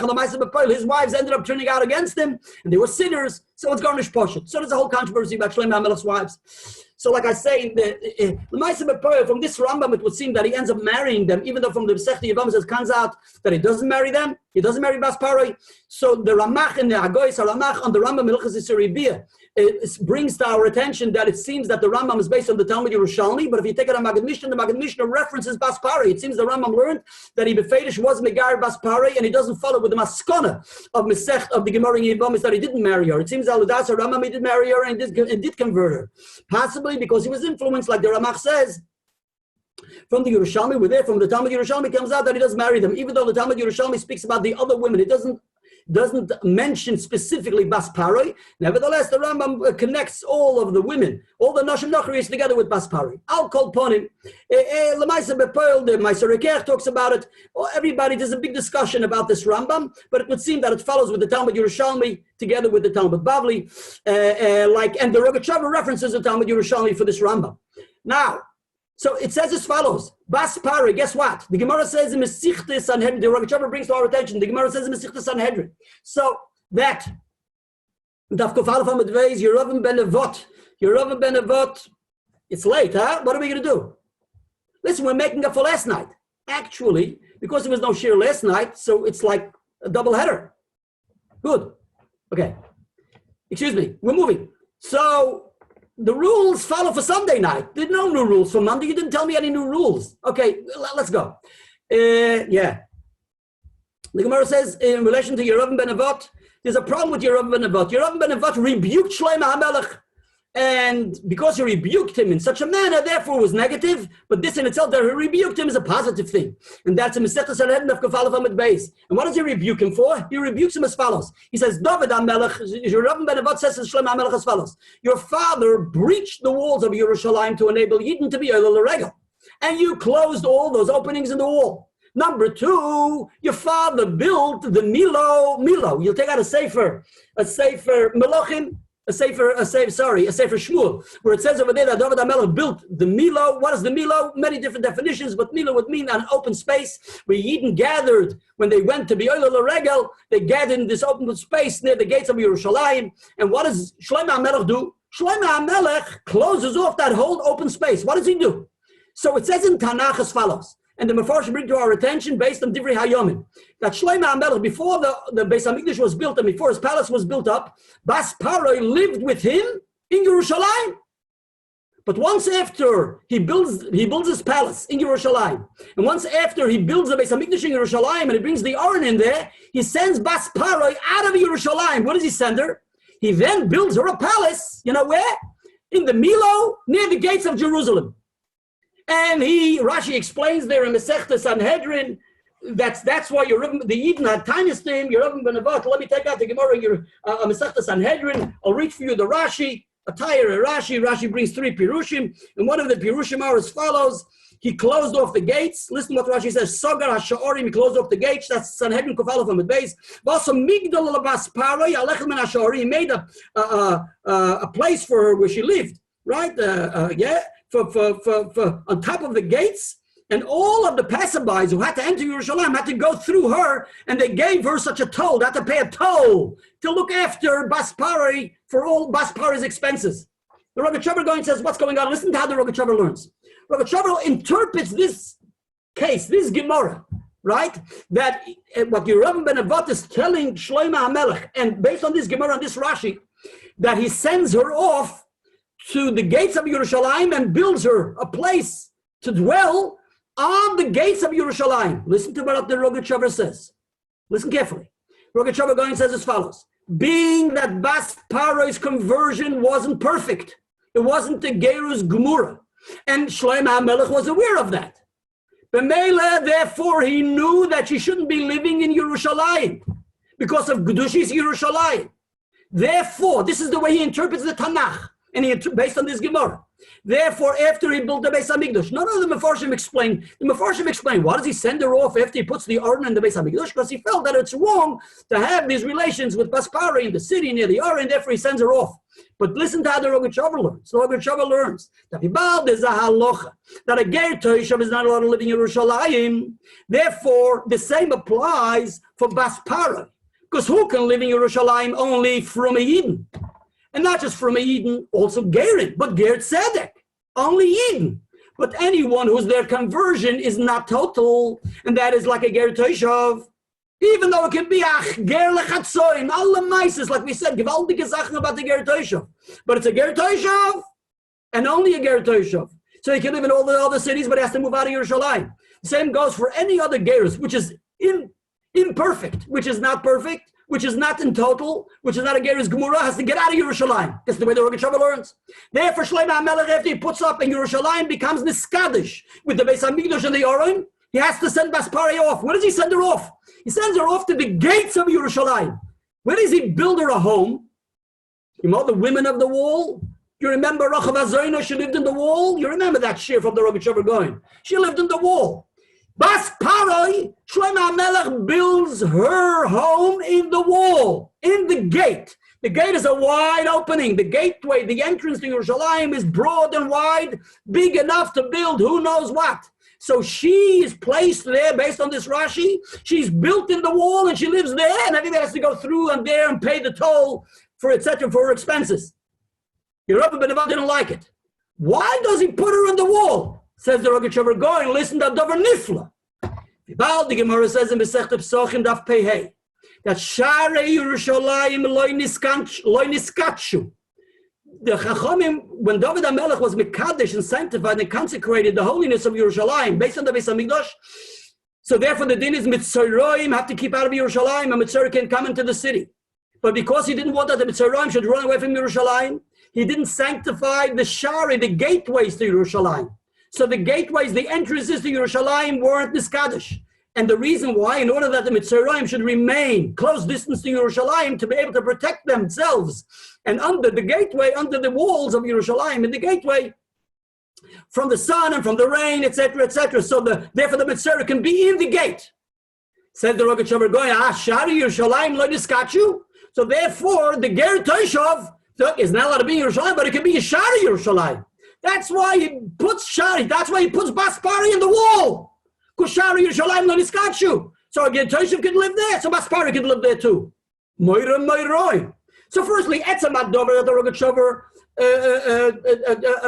equates Baspari, which is a Gerus, but just not a Gerus Gemura. And the Maisa B'Poilim, the Chacham didn't accept him, but Shlomo HaMelech accepted it, etc. Nevertheless, he has a din of a Gerus, that's in itself a Chiddush.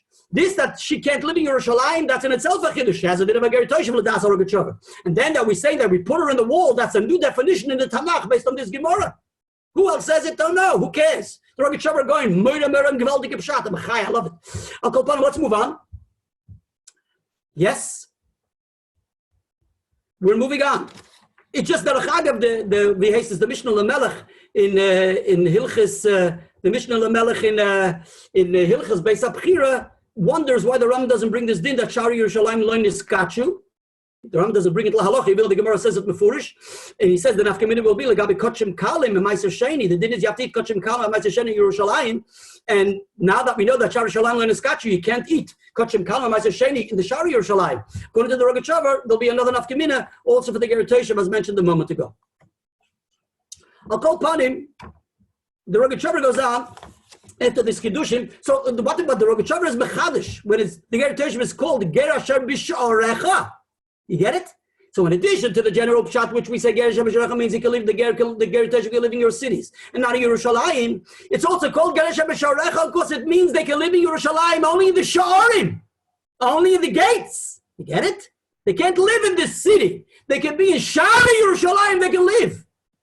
That's the reason, and it's called Ger Asher B'Sharecha. The Ma'aseh B'Pearl, the Rogatchover goes on and asks the Shaila with Aravna Hayavusi. If you take out the Tanakh, the Gemara says mefurish. In Masechet Avodah Zarah Daf Chav Dalet says the Gemara. The din is that you can't, because the goyim, we suspect goyim for bestiality. right? Because they don't keep the Zayin mitzvahs, and Bechlal, the mitzvah of Aroyos of the Zayin mitzvahs B'nai Noach is bestiality. So B'mela, therefore, you can't you shouldn't bring his animals and leave them by the goy, because he's over on Lifnei Iver, etc., etc. Then the Gemara continues on and says that you can't either bring karbonos from such behemoths which were in the goy's possession, because he's suspected of bestiality, and therefore you can't use it for a korban. So the Gemara asks the Shaila, if so, you take out a Tanakh and Sefer Shmuel. It says clearly that David HaMelech had to bring and buy karbonis, and he needed certain animals, and it says that he buys it from who? From a Ravna HaYevusi. He buys it from Ravna HaYevusi. How does he buy it from a Ravna HaYevusi? A Ravna HaYevusi, it's a guy. Yevusi. So he's not from the Zion from the 7 nations, but nevertheless, he's Melech Yevusi, like to take out the Meforshim, to get a Radak. How does he buy it from him? So the Gemara answers, Ger Toshav, Ravna Yevusi, Ger Toshav, who? Ravna Yevusi is a Ger Toshav. People that Yevusi is a Ger Toshav. So because he keeps the Zion mitzvahs B'nai Noach, so Bechlal of that is Aroyos, so therefore he's not suspected of bestiality. That's what the Gemara says. And this pshat is brought also in the Radak that he's a Ger Toshav. Says the Rogatchover Gaon, how's the Ger Toshav living in Yerushalayim? We just finished saying that a Ger Toshav can't live in Yerushalayim. What's a Rabbi Yevusi doing in Yerushalayim? Take out the Sefer Malachim, Sefer Shmuel, it's clearly that he lives in Yerushalayim. Says the Rogatchover Gaon, quite obvious. He says, we can answer that story takes place before David HaMelech sanctified and consecrated and made the city of Yerushalayim holy. So when he made it holy, that's where you can't have a Ger Toshav. Before you sanctify and consecrate the city that it should be holy, then there's no problem for a Ger Toshav to be there. And the story with Ravna Yevusi, with David HaMelech, took place before he was Mekadesh Yerushalayim. Only after is there a problem. Well, this raises other issues, and this is as follows. There's a Talmud Yerushalmi. In Masechet Pesachim Perik Tes, it's quoted in the Tosfos in Sanhedrin Daf Yud Beis, where it says that in the time of Chizkiah HaMelech, he had to be Ma'aber the Shana, and they brought the Korban Pesach a month later, a whole issue over there. The Gemara discusses, and he did it Shaloi Kedin, the Gemara says. And what was the reason? Because it ended up being that all of the Kohanim and all of the Kelei Shares were Tomei. So Tosfos quotes, so Rashi says they were Tomei because of Avodah Zarah. But Tosfos says, brings a Yerushalmi in Masechet Pesachim in Perik Tes. What was it? They found a Ravna Yevusi skull, right? The skull under the Mizbeach. What's going on there? They found a Ravna Yevusi skull under the Mizbeach. What's a Ravna Yevusi skull doing in Yerushalayim under the Mizbeach? Definitely, according to that, it would seem that he's living in Yerushalayim. He is buried in Yerushalayim. There's a Ger Toshav in Yerushalayim. Even after it was Niskacha Yerushalayim. Otherwise, he wouldn't be there. And also, how can there be a tumas? The din is, what the tumah was there? So there's a whole discussion, what the tumah, what impurity? Why did they become tummy? The Kohanim became tummy from tumas oil. They were buried, the skull was found under the Mizbeach, and therefore the Kohanim became tummy. It's a tumas oil because they hovered over, they were over there on the place, over the cover of the skull. Now, a Ravna Yevusi is a goy. And if he's a goy, there's no din of tumas oil by a goy. Like the Gemara says that only the Adam kiyamas ba'oil, the halach is that what? Only a Jew is metama ba'oil. But a Ravna Yevusi, how is he metama ba'oil? Well, anyway, there's an interesting Ralbag, which Ralbag says b'chlal on Aravna that Aravna was misgayer.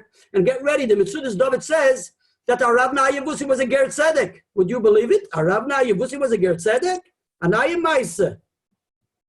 The Gemara only says that he's a ger toshav.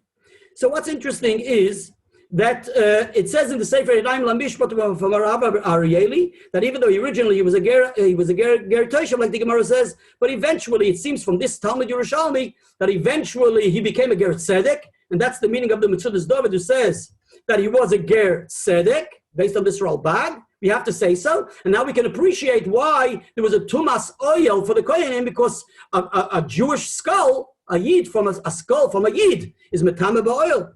Val derech zeh, the same gang Rav Kook says in the Shalos Teshuvas Das Kohen Yeridei Simaresh Yudalid.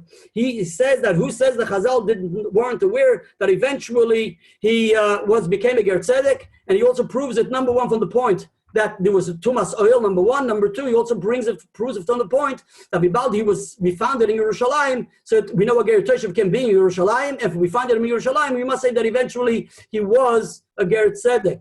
That's the take of these meforshim. The Ma'aseh B'Poel and Shuvas Divrei Malkiel in Chelik Daled and also in Chelik Gimel, in Chelik Daled Zimun Tzadik Tes. he claims that there's a Torah suffering. It's a misprint in the Metzudas David. It says this guy, and his guy means in the Ralbag means merely that he was a Ger Toshav. While Derech Zeh, the Metzudas David says, he says it's a misprint. It has to be he was not a Ger Tzedek, but he's a Ger Toshav. We don't find that he was a Ger Tzedek at all. And he says the best proof is that this in itself, that the question is only what's he doing in Yerushalayim? If he's a Ger Toshav, what's he doing in Yerushalayim? And he says because initially, he explains it this way. Initially, he was in Yerushalayim before there was Kedushis in Yerushalayim, like the Rogatchover says.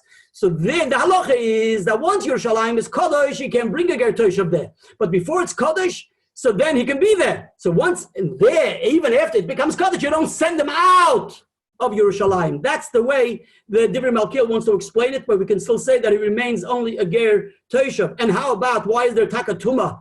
What kind of tumah is there if he remains only a Ger Toshav and he's a goy? So, L'maisa B'Poel, many Mefarshim want to say that it will follow, the Shita Yerushalmi will follow with the Shita, that the tumas, that the Shita Yerushalmi holds that the goy is metame ba'oil, not like the way it seems from the Bavli. And this is found in the Mishnah L'Melech in Perek Aleph, of Hilchos Beis HaBchira, Halacha Yud Gimel. And interestingly, the Chassam Sofer in the Sefer Mosad de Yerushalayim, from Abba Vuster Gaon. I have it in front of me, and this Gaon is known as Ramosha Aryeh Rosenbaum, who was a Dayan in Preshburg, and he's an Elter Zayde from A.B. Weisberger. He once told me so. Yeah. So the Mosad de Yerushalayim on this Masechta Psachim, he brings to our attention the Tshuvas Chassam Sofer in Yeridei Simish and Mem 340, and there the Chassam Sofer has a whole pulpul, and he says it seems that the Chassam Sofer didn't realize that the Mishnah Lamelech touches on what he deals with, and he Kilu says that the Chassam Sofer had farzen the Mishnah Lamelech. It's a short note, gloss from the Sefer Mosad de Yerushalayim. You can look there. Lamaisa, there's a Tshuvas Chassam Sefer in Simish and Mem, a very interesting Tshuvah actually reconciling these issues. We're moving on. Here we go. We're coming closer to home.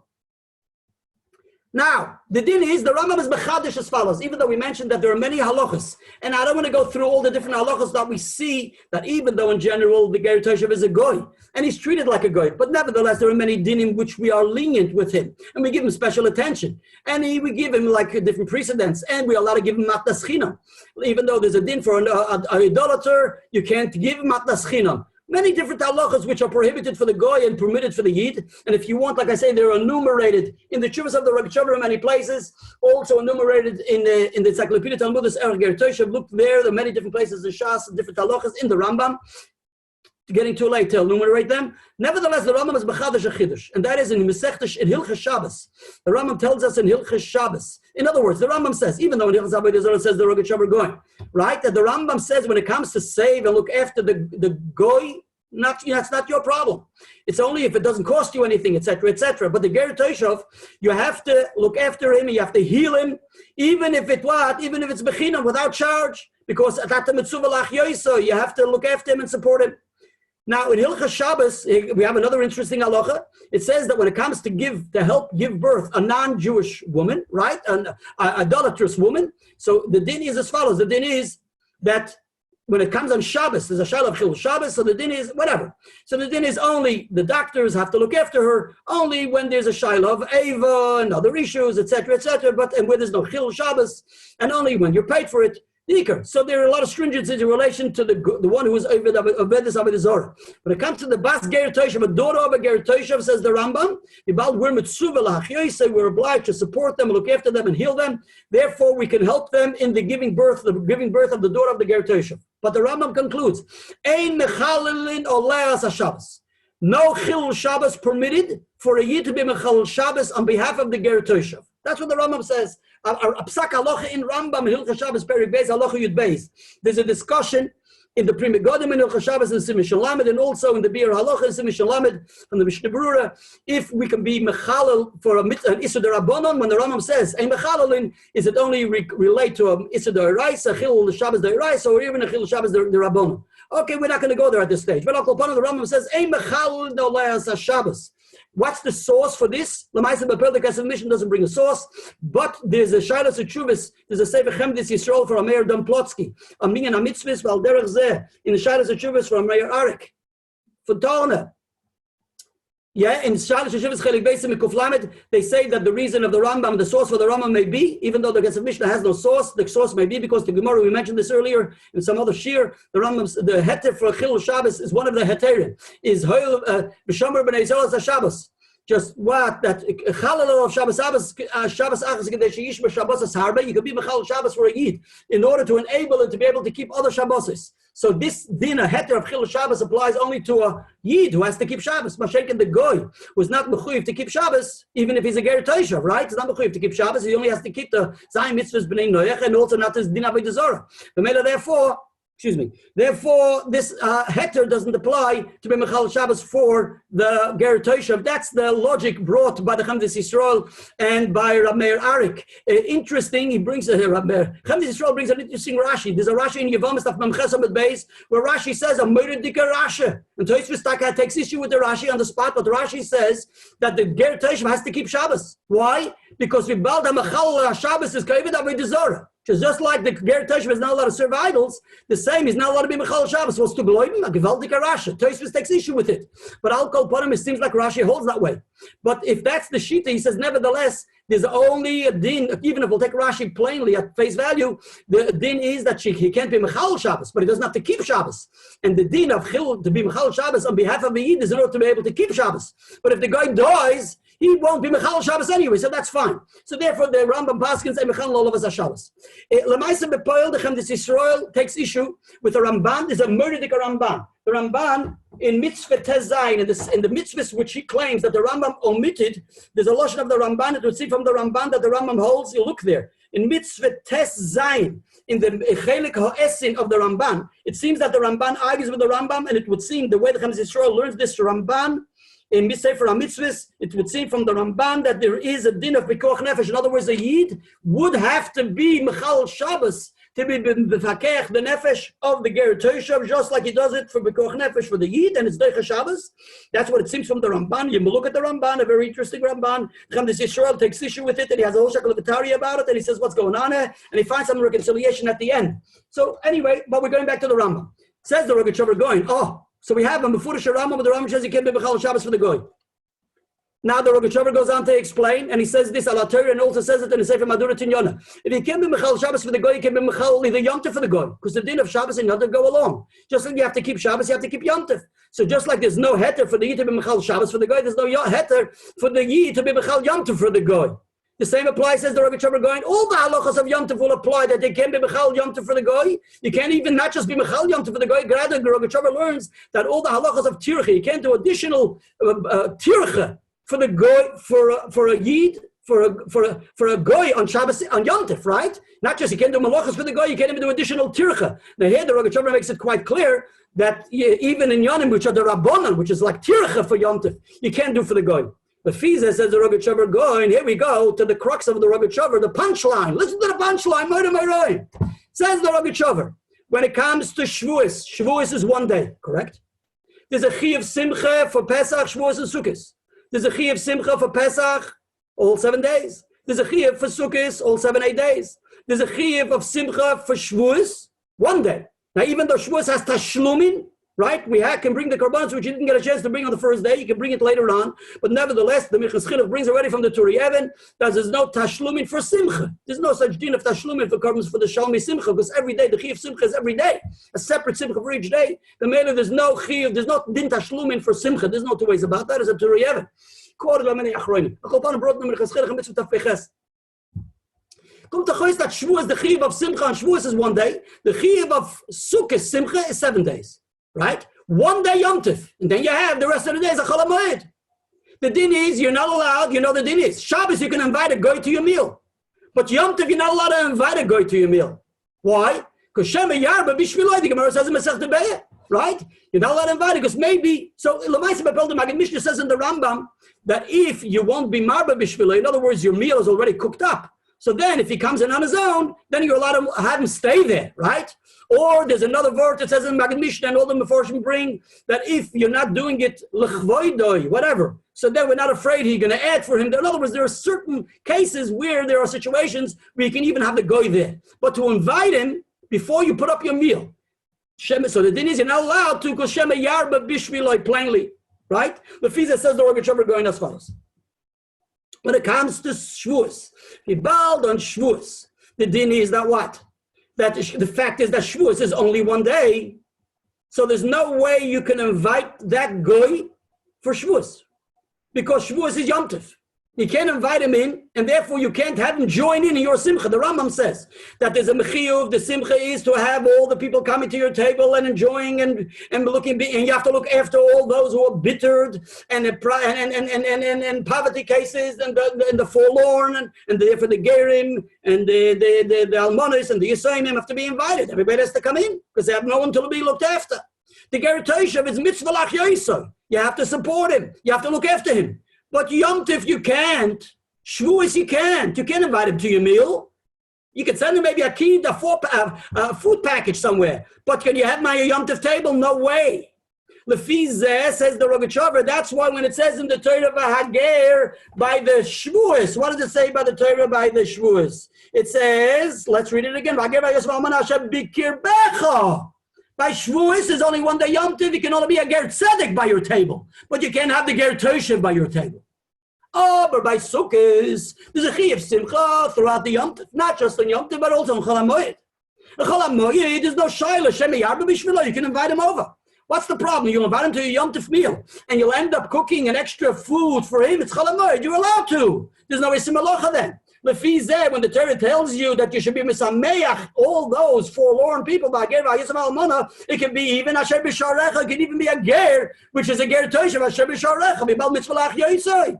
So therefore also mitzvah l'samchei, bring him into your family and have him join in with the rest of them. That's the way the Rogatchover is. Phenomenal pshat, murder, gewaltig. Think about it. I just want to say, the Ma'aseh B'Pearl, is it applicable today? So I just want to say there are a lot of different shittas in this inyan, and that is even the Rambam Paschal Mefurish is no gather of Ger Toshev nowadays, right? Because there's the Yovel, the Jubilee year. The Yovel is not noig, and the din is that the din of Ger Toshev is only applies when there's a Yovel, Shnas HaYovel. Nevertheless, in the Shittas HaRambam, there are many different ways of learning. There's a Shittas HaRavid which disagrees with the Rambam in many aspects, if that applies. Only when it's Shnas HaYovel and when it's not Shnas HaYovel, Obez Manazeh.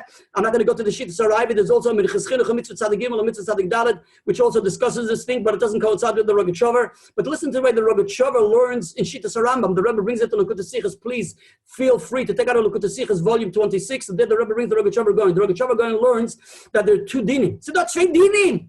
There's a din of a Ger Toshev, L'das HaRambam, that is mekabel upon himself b'fnei Bezdin, and that one has a total din of a Ger Toshev, right? In other words, that mitzvah lach yoisei, and he can live in Eretz Yisrael. But then there's another Geder, which is not Begeder Ger Toshev, it's called the Benoyach.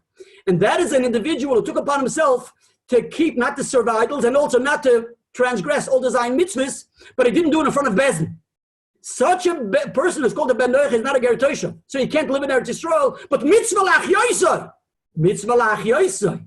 That's what the Rogatchover says. The Fiza, I just want to say that that's how Rogatchover going, the way he learns of the Rambam. So even this Ger Toshev, right? There's a halacha, in other words, this halacha, this can have a practical halacha even nowadays, that even though there's no din of a Ger Toshev, of course there's no bedin, because what meaning that there's no such halacha, it's not applicable, the gather of a Ger Toshev. But the gather of a Ben Noach that is mekabel upon himself on his own to keep the Zayin mitzvahs, there's a halacha of mitzvah lach yoisei l'das HaRambam, which lefizeh, according to the Rogatchover going, it falls into the category of what the Torah speaks over here in addresses ba'ager asher b'sharecha. True, he's not a Ger Toshev, but I'll call upon a mitzvah lach yoisei. So there's room to say that in relation to Shavuos, it will be a problem to invite that guy who keeps Zayin mitzvahs b'nei Noach, right? In other words, for Shavuos, it'll be a problem to invite him, but for Sukkot, for Chol HaMoed, it won't be a problem to invite him. I also want to say, the Rebbe says that it seems from Tshuvas Tzemach Tzedek, from the Rebbe, the Tzemach Tzedek, in Yeridei Simin Pei Gimel, who also follows with this shita of the Rogatchover going. The Rebbe the Rogatchover going concludes, by the Levi, it says, Asher Bisharecha. That is, right, in both cases, the Bisharecha is written by the Levi. And what is that referring to? Because there's a pasuk later on in the Chumash where the Torah says, V'chiyavoy halevi me'achat sha'orecha. Basically, the halacha is as follows. That Levi means the Kohen in this case. That means those from Shevet Levi. The din is that there were rosters for the Levi, for the Kohen, and when they did the avodas, they were able to take the hides of the karbonos oila or the other parts of the meat which they're able to consume. The din is that when the rosters only apply during the weekday. But on Yom Tov, there was no such halacha of rosters. The halacha is that any kohen who comes around to the Beis Hamikdash, there the halacha is that they can join up with any of the rosters of the day, and if they do, they can take part in those consumption of the meats of the korbanos which are brought in that day, and also the hides of the oil, etc., etc. I just want to conclude. So the Rogatchover Gaon says, where do we know this halacha from? The Gemara says in Masechta Sukkot Daf Nun Hey, we know it from this Gemara. The Gemara says as follows. The Gemara says, it says in the pasuk. The pasuk says. The pasuk says, "Me'achat she'orech lasan dvorim parsha Yitches pasuk vav zayin." So even it says, "Ubo b'chol avas nafshe b'sheres." In other words, if he comes throughout the year and he brings his own korban, then he can take part. Even though he's not part of the roster, he can take part of that korban for himself. But if he comes me'achat she'orecha, meaning be'achat she'orech. What is be'achat she'orecha? Says the Gemara, "B'shah shekol Yisrael nichnosim b'shar echad." When the whole of the Klal Yisrael go through one gate, they're all of Klal Yisrael are coming to the Aliyah L'Regel. They're all going through the Shar of Yerushalayim to do in the Avodah of the Beis Hamikdash. Then is the time when all the Kohanim are equal and there's no problem and you don't have to follow the rosters. That's what the Gemara says in Masechta Sukkot Daf Nun Hey. Al Kol Panim, the Rogatchover says that's why it says by the lady, which refers to the Kohanim. Asher B'Sharecha, it's referring to the Shar of Yerushalayim, B'Sharecha. Meaning on the Yom Tov, that's alluding to the halacha in relation to Yom Tov. That follows very well with the Simchas Yom Tov, because interestingly, the Sefer HaChinuch in the mitzvah, in Shorshei HaMitzvah, in the Sefer HaChinuch, in mitzvah Tov Kuf Tes, says this halacha that the Kohanim have a free hand to join in to any and supersede, override the rosters in the Yom Tov is based on Simchas Yom Tov. He says it's Bnei HaSimcha, therefore there was an itztava that everybody can be equal. That's what it says in Sefer HaChinuch. So it follows very well with the sheet of the Rogatchover going in this pasuk, that when it says by the Levi Asher B'Sharecha, it's referring to the korbanos of the Chag, that the Levi is B'Sharecha. They have an equal share in the Simchas Yom Tov because it's B'Sharecha. They're all going through this one shar, B'Sharecha, the one shar of Yerushalayim, and according to the Sefer HaChinuch, it has to do with the connected with the Simcha. I'll call upon him. May HaKadosh Baruch Hu give us.